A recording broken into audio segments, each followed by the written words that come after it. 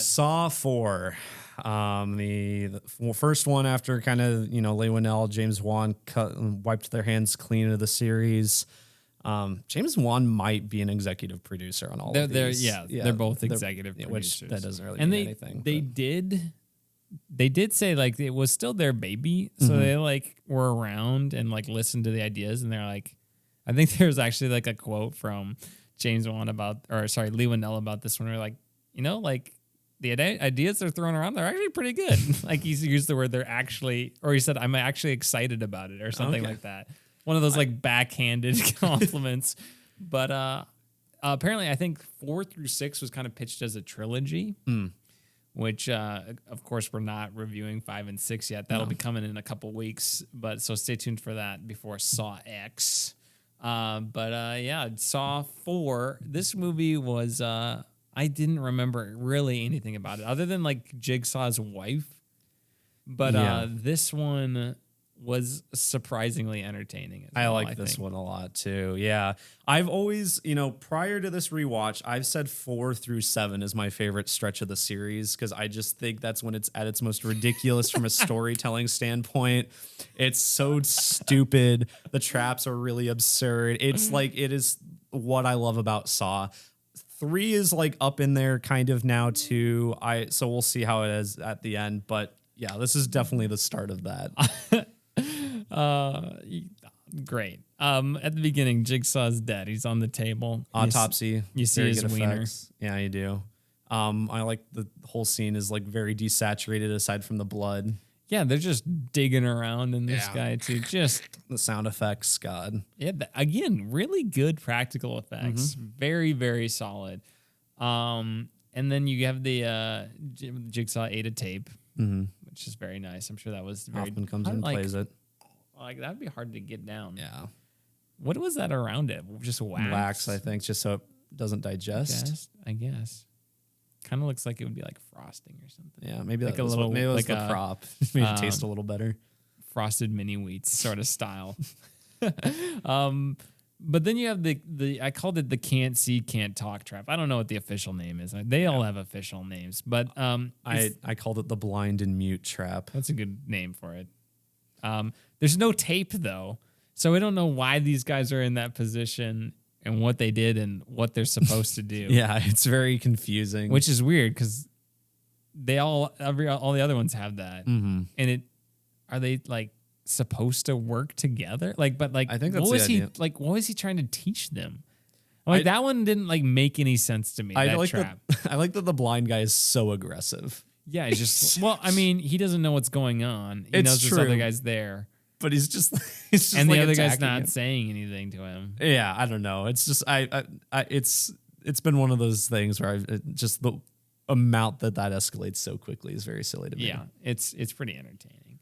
The guy who plays Agent Matthews Agent Hoffman, Detective Hoffman, whatever his title is, he just is like discount Sylvester Stallone. Yes. To me, which is great. I think he's great, and I think he's gonna be in Saw X too. I hope so. That actor. Here's my hot take. I don't know if this is a hot take with this series. I have this weird fascination with both Hoffman. I love Hoffman. Maybe it's because he's in my favorite stretch of the movies. I also inexplicably like Agent Strom a lot. He's the main FBI agent in this one. He's also in 5. Yeah. I inexplicably love these two characters. He's such a jerk. Yeah, he's so mean. He just slams the wall. Listen to me. I got your name on this thing. You're going to jail for the rest of your life, lady. He's so aggressive. He just randomly knows things that he probably shouldn't know, especially since he's not a Jigsaw accomplice or anything. And he's just very mean. I don't know. He's like a South Park character. He kind of he's just overly serious. He's like the hand. He could be almost like the chief of police in South Park or something. Yeah, that's what I'm saying. You have the bit where he's the hand and it's the other hand. And he figures it out. But he's hilarious. But this whole story is it's the one cop. And it's you can't save everybody. Yes. And kind of like Donnie Wahlberg, he was better off just not doing anything. Yeah, you know, as much as I like this movie, I do not understand the logic behind Riggs' like capture and the purpose of his trials. I like the tests, but I don't really get it. I think it's supposed to be like his wife at the beginning is like, hey, look, I need your support going to visit my family or something. And he's like, no, babe. Eric Matthews is still out there, or whatever he says. He's out there, you know, there's a chance. Which understandable, but like I think Jigsaw's saying, like, hey, look, man, you got a wife. You gotta be grateful for her. You gotta go out and support him, man. You gotta go help him. Sylvester Stallone. Gotta go help him, man. Go spend your life with your what's her name? Go have a nice dinner every once in a while. You know what I'm saying? So I think that's what he's going for, and he's like, you gotta release this obsession, but I don't know. Yeah. It seems a little harsh. It is a little harsh. I still do like the tests though. And I think the guy who plays Rick, he's also in like the 2 previous movies, small parts in both, but I think he's quite good. Yeah. You get the ponytail trap. Oh yeah. Well, his abduction seems pretty good though, because I like how they're like, oh, you're gonna finish that renovation. Take some time off. Finish that renovation in your house. And then they do, you know, the little flaps, the translucent flaps. I thought that was kind of add to the tension. Nice little red herring there. Maybe you won't agree with this. I think the lady who plays Jill Tuck is just not very good in this series. No. And also out of Jigsaw's league. Yeah, out of Jigsaw's league. She, from what I understand, she was like hired because she like knew the producer or something. Like not terrible. I mean, not the worst. Did not have a lot. Like I think it's more of her character's writing. Like, why is she defending this? Obviously lunatic man. It might get worse as the series goes on too, with how her character develops. But one of her lines, it was so on the nose. I thought was really funny. Was John's life denies chronology and linear description. It's just like, yeah, that's what these movies are. Nice. Yes, the shattered mirror transition, classic. Which is so good. Go look that up. Incredible. Donnie Wahlberg, they have the whole montage of him like being in prison. He like, I'm pretty sure, like, am I tripping? Is there a shot where he picks up and pets a rat? Yes. He's going crazy. Okay, so that's one of the things I wrote down about that is because it's clearly trying to imply that he's like going crazy or whatever. He's been in there a while. But how long has that been then? Because then how long is the gap between like 2 and 3 and 4 been? Yeah. Like, I don't know. Who knows? I guess it doesn't really This matter. was Jigsaw's plan all along. He's like, there's this cop who needs to know that he's got to not save people. I'm going to keep you alive for a long time and wait to do that. I'm gonna keep you alive so then I prove that he will not let things go. And then your head's gonna get smooshed. Yeah. So like he wasn't gonna be searching for Matthews before he went missing. It's so weird. I don't know. Don't think too hard, Holden. Don't think too hard. I shouldn't. Yeah. Why am I?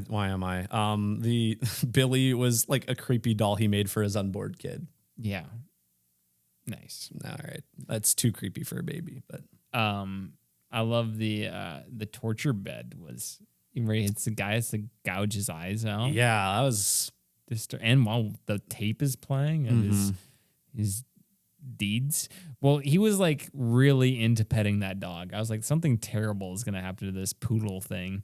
But no, it was just he gouged his eyes out. And again, didn't give him enough time. Yeah. Like it was like 60 seconds, but like the timer starts while he's like talking. I'm like, dude. My thing with that one is, why wouldn't you just do it both at once? Like if there was really no way to get out, like why would you want to get hurt twice instead of just at once? Yeah. But I don't know. He's like, I can do it, only one more. And then it's just all his arms independent. He gets Anakin Skywalker. Just... yeah, that was That was disturbing. You have the death of the unborn child with the door slam, which I had remembered. That was literally the only thing I remembered from this movie. That is hard to watch. I think honestly, it is kind of a sad scene. Yeah. Like Tobin Bell sells it. Like it is very tragic and just this horrible accident, and then it just completely jades Jigsaw. Yeah. And he puts Cecil, the guy, into the knife trap, which is the knife face push is what I call it. Knife face push, which was that was a good one too. It's a really good like first trap because it is obviously a lot lower tech than the others, but it's still straightforward. Yeah, it's like you want to show how ugly you are to the real world or whatever, and then he gets out of it. Clearly hasn't learned anything. Jumps at him and then just goes into the barbed wire and dies. Yep. And Jigsaw or Tobin Bell's just like, well, all right. This wasn't the worst outcome for me. I have the dual impairment trap. That's the wife and the abusive husband in the classroom. Impalement. Impalement. I'm like, I was writing this on my phone.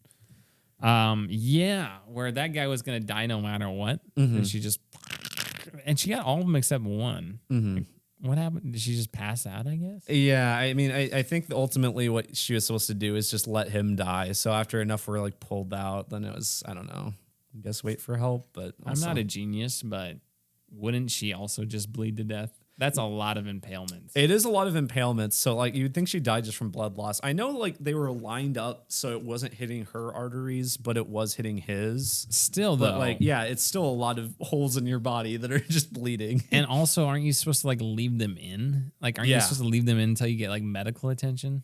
Yeah, exactly.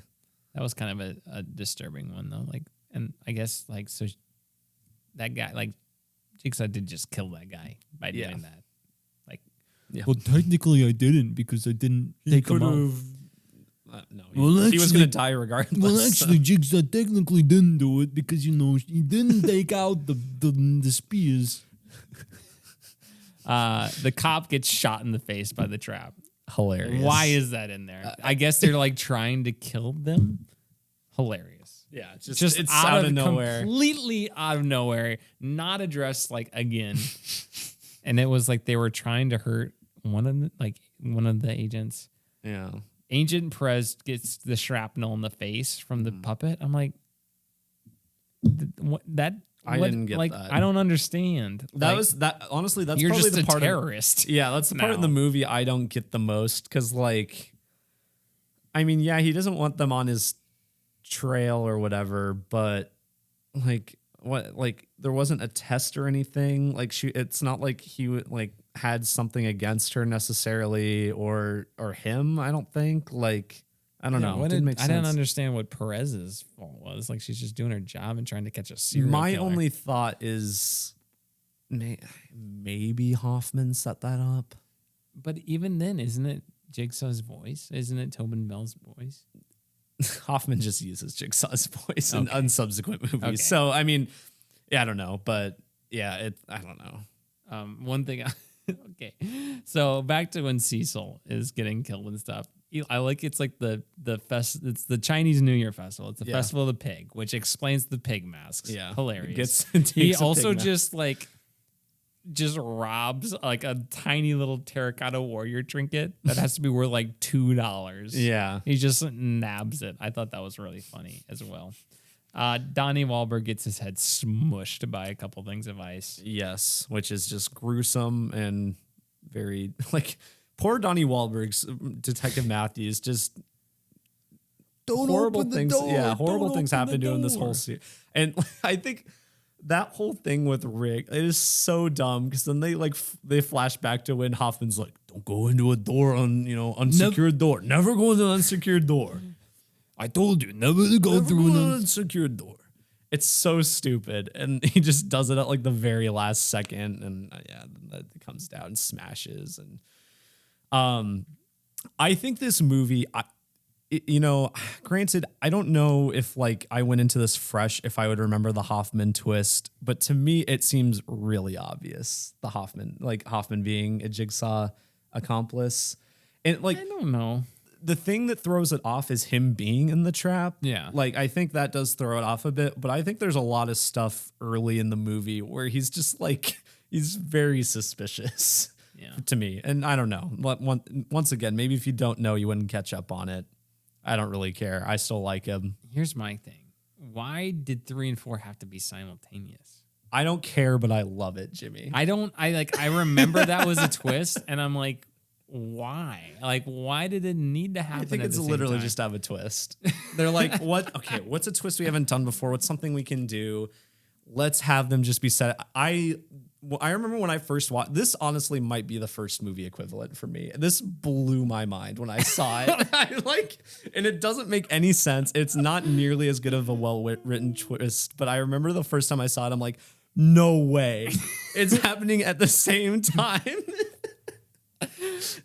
I think it's so funny. It's so unnecessary, but it's like if you think back to anything that happens in these two movies, it's like it makes it way more complicated that like Jigsaw would have it be set up. And then yeah, you'd have to. I mean, he has Amanda and Hoffman helping him find whatever, but it's still so much to get right and everything. And then, you know, how it all comes together at the end. I think it's just funny how like they're like it's Strom and Rig wandering around in the halls, and then it just starts showing Jeff like he's just wandering in the halls too. He like hits the light or whatever, and then the detective like turns around. Yeah. Like that was the extent of the interaction. Yeah. And then Strom gets right into the Jigsaw surgery room right after the events. Yeah, right, and closes it, Jeff pulls a gun on him. He shoots Jeff, kills him. And yeah, Hoffman locks him in. So there we go. And Rig also gets locked in. I don't think Rig comes back at all. I think it's just I don't know. They probably mention it, but I guess he just bled out in there or something. Yeah. So, game over. Game over. I don't know. He's just so funny to me. And like, there's this one part. I think it might be when he's like getting out of like maybe when he locked Rig, he's going over to the Strom's room to lock it. He like waddles. He has this like really funny little walk when he's like kind of speed walking over. It's just so, oh my God. The man, Costas Mandylor's the actor. Yeah. He's so, I love him. I think he's in Saw X. I hope so. I mean, it would make sense. It would make sense. Oh, well, it would be one of the few things it does. Yeah. These movies. What a fun conversation that we've been having, Holden. Anything else to add about Saw 4 here? I don't think so. There is some foreshadowing stuff in here that I won't bring. Yeah, I'm not going to spoil it. But stuff that I'm here like, oh yeah, that comes into play later. This is the point in the series where they just keep rewriting things in previous movies, and they're like, "Oh, this tiny detail was really important, actually." So that's why I start to love this part. Oh my gosh, so good! All right, well, more Saw conversations coming to you in a couple of weeks when we do 5, 6, 7, and 8. Yes. Of course, again, we have done Spiral on the podcast. It's audio only before we start the video version, so check that out. Our 100th episode. Yeah. Back in the day, May 2021, I think that was. So check that out on podcast platforms. Otherwise, that's going to do it for this Saw conversation. Again, more in a couple weeks, so stay tuned.